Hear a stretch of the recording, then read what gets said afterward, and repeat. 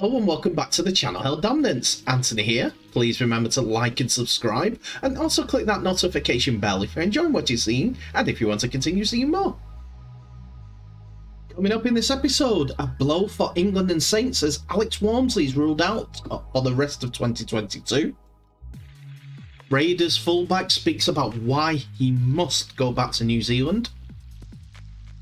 And Roosters Robinson takes Umbridge over milking claims and acknowledges NRL need to look at it.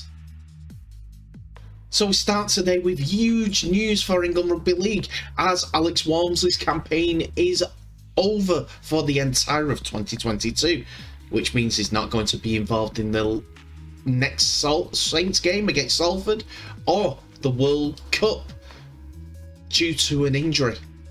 The prop will not play again this year after suffering a foot injury in St Helens' recent clash with Wigan. And while initial scans were positive after he left the stadium in a brace, the worst fears of St Helens and England fans have been confirmed today. Walmsley will miss the rest of the Super League season as well as the upcoming World Cup in a devastating blow for the club and country. On the Saints official website, it said scans have ruled out prop forward Alex Walmsley out of the conclusion of the 2022 Betfred Super League season and the upcoming Rugby League World Cup. Walmsley sustained a foot injury in the defeat to Wigan and left the stadium in the brace. Initial scans showed a short-term injury, but subsequent results have revealed an injury with a much longer recovery period. Walmsley will therefore not be a feature in Saints Super League running and will also miss the home World Cup with England. Everyone at the club wishes Alex the best with his recovery. Saints have been managing with injuries all the way through the season, but to see what this actually can mean to them will be bear fruit in the game against Salford on Saturday. While he was expected to lead his country's pack at the tournament, leaving Shaun Wane with a major hole in his squad to fill. Walmsley has once again been one of the standout out props in Super League for 2022, and that reflected in his selection in the Super League Dream Team earlier this month, underlying his position as one of the best forwards in the competition. He is also viewed by some as one of the top props in the world game and was almost certainly going to be a pivotal figure for England leading into the home World Cup. Wayne and his side will now have to do without him for the tournament though. In the immediate term, the Saints' quest for a fourth consecutive Super League title have just been given a major hit with the news that Walmsley won't be playing again this season, but Saints have been tempered with the returning of some stars at a pivotal time this season. The Saints have Mark Percival and Sione Matautia returning to the squad, despite the ongoing issues with Will Hapawate. He will actually miss out too, but numbers are coming back at a key stage of St Helens' plans for 2022. Speaking again ahead of this weekend's game, Christian Wolf said, "I'm confident that Sione Matautia and Mark Percival will be available. They have both done a fair bit of training at the back end of last week with the squad. We still have a training session to get through tomorrow to see where the guys are at and make sure that they have not been aggravated. What we won't do in a game like this is throw someone out who is not quite ready to play 80 minutes in the toughest game of the year so far. They tend to let you down, not because they want to, but because that you have made the wrong decision. At this stage, I'm confident in where those blokes sit and what they will be able to do. If they get through tomorrow's training session, that is." Percival, though, has not played for almost 4 months, with his last outing being the league clash at Warrington, but Wolf has no qualms in pitching in the international three-quarter for such a huge do-or-die game. Mark is one of the most natural footballers I've ever dealt with, and he is an outstanding player and an elite player, Wolf said. You can easily say he's the most influential centre in the competition. The way he plays off the cuff, plays what he sees, and plays tough, and competes hard. He is a player you want in your team for the big games. He missed the grand final in 2023 and last year turned up at the grand final in a knee brace and was outstanding. Whatever team Saints put out against Salford at the weekend, they are sure to be heavy favourites for the semi-final. They have got so much quality and a four-peat could be on.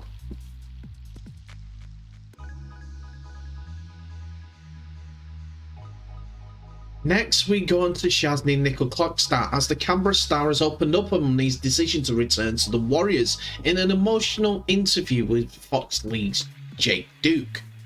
While Nicoll-Klokstad, who is only 27, has loved his time in Canberra, the influence of his family and friends back in New Zealand led him to making a decision to go home. With his children living with their mother in New Zealand, Nicoll-Klokstad revealed that it was a sad moment with his eldest son that made him realise that he needed to be closer to his family and friends.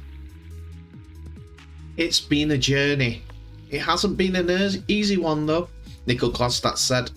I love being a dad. Being a dad is the best thing that ever happened to me. It's rewarding and fulfilling. I went back for Christmas and my oldest boy said to me, "Daddy, I don't know when I was going to see you again." That just cut me up pretty bad. For my boy who had just turned 5 to say that sort of stuff wasn't nice. But I was glad he was expressing how he felt about it too. I could see that my boys were hurting, so as much as I didn't want to leave the Raiders, the Warriors gave me an opportunity to continue my dream as becoming an NRL player and gave me the opportunity to be more of a dad again.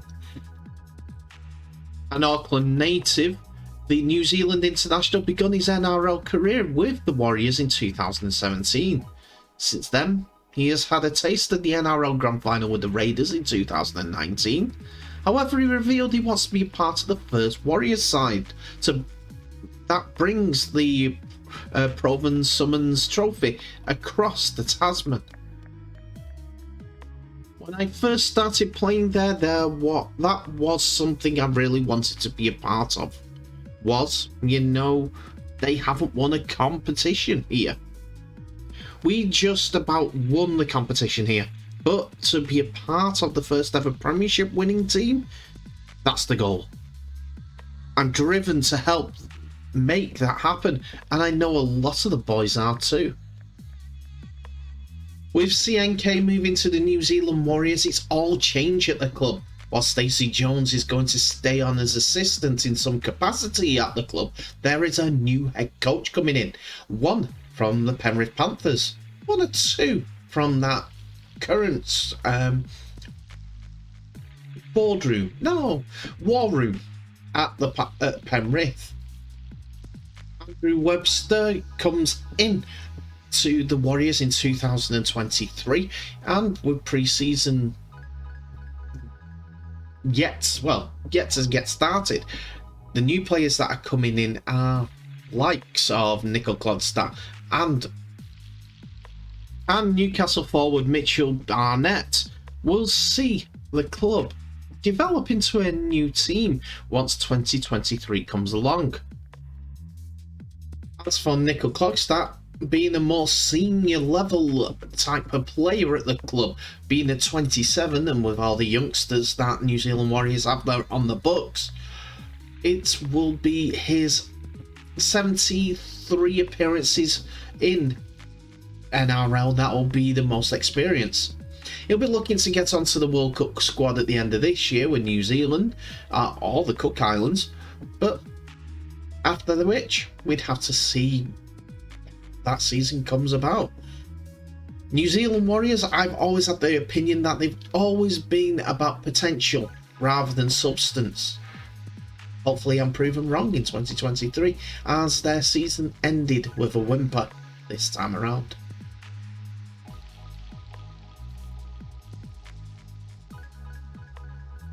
So we finish the episodes with the fallout from the NRL's elimination finals between Sydney Roosters and South Sydney Rabbitohs, and a day after the Roosters coach insisted his team played the game in the right spirit, the NRL has conceded that its concerns about the growing trend of players staying down to milk penalties.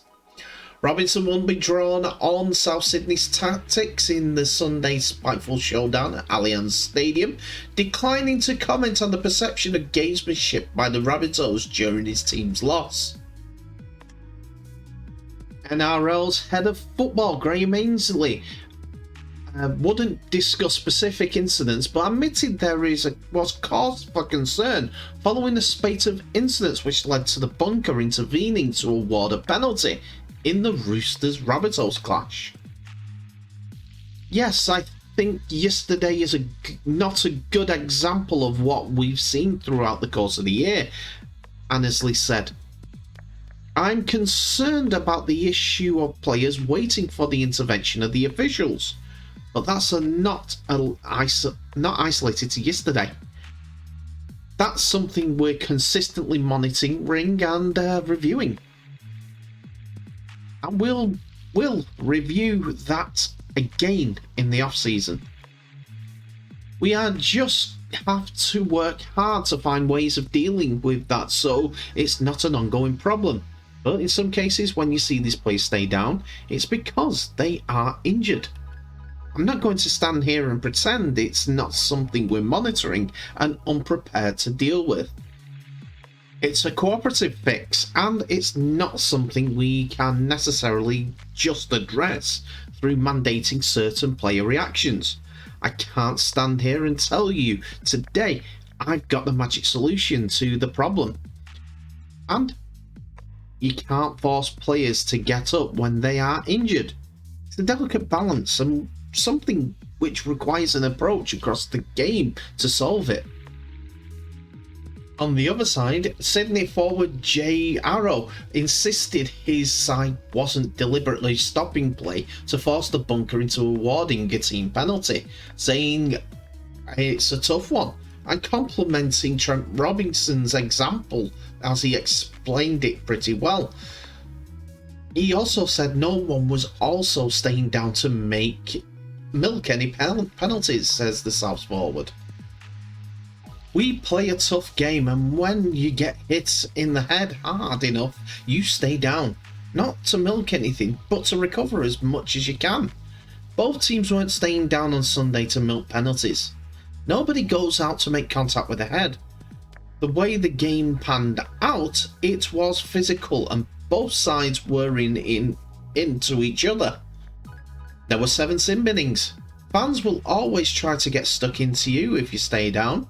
It's part of the game. You also don't want to get up too quickly, stumble, and then potentially be put out of the game too. Robinson, though, took part in a heated discussion with interviewers, one of which being Nicoll-Klokstad from the Australian newspaper The Age, and this is what he said. The more players were penalised or binned, the more players became aware of if they stayed down or if the game stopped, there would be an opportunity there for penalties. Do you see that? Do you see it as a problem today? And do you see it as a problem for the rest of the finals? Are you saying on the Roosters side that in general in the game, like a lot of players? Are you saying that the Roosters I'm just saying lied down there, Mick? No, the game in general, it felt as though it went up. Like a lot of those sim binnings were referees getting instruction from the bunker. They weren't actual called in the play. Yeah, sure, but I'm asking you, are you saying that the Roosters lied down for penalties in that game? In general, because I honestly can't remember all of them because there was that many, but it I'll felt just as though say we that went upstairs a lot. They didn't lie down for any penalties. So, I'd take umbrage to the suggestion that we lied down for penalties because we didn't. In the game, though, with Souths at all? No, I don't have an opinion on theirs. I don't.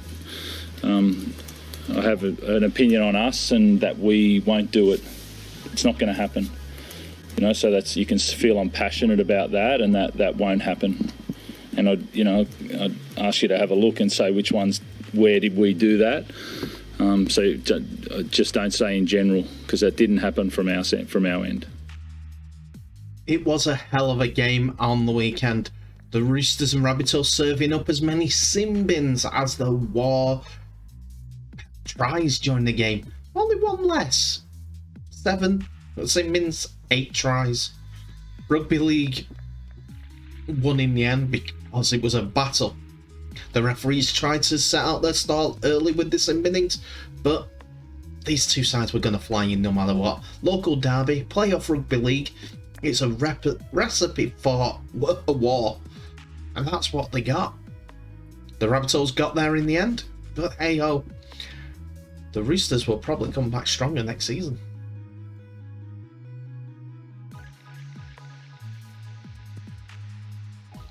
And that's it for another episode, ladies and gentlemen. Thank you so much for watching. Please remember to like, subscribe and share this video worldwide, as well as clicking that notification bell for any updates on new videos that may be coming your way. Tell me what your thoughts are on today's episode in the comment section below. There's a lot to go through, as there are a good few stories there. Alex Walmsley, is it as a big blow as I described it to you? Or can Saints adjust? Or can England adjust? Does that mean that an opening is there for a lower division forward to get in the squad? We'll have to see. I won't make a prediction at this point who would be a good suitable replacement for Walmsley, as there are a couple. We'll have to see. Young ones as well. Anyway, Roosters and Rabbitohs, tough old game. Neither were milking, in my opinion. You tell me in the comment section below. It's open to you. Anyway, thank you so much for watching. Please remember to share this video worldwide. In the end of this episode, I wish you all the best. Just please stay safe, and I'll see you in the next episode.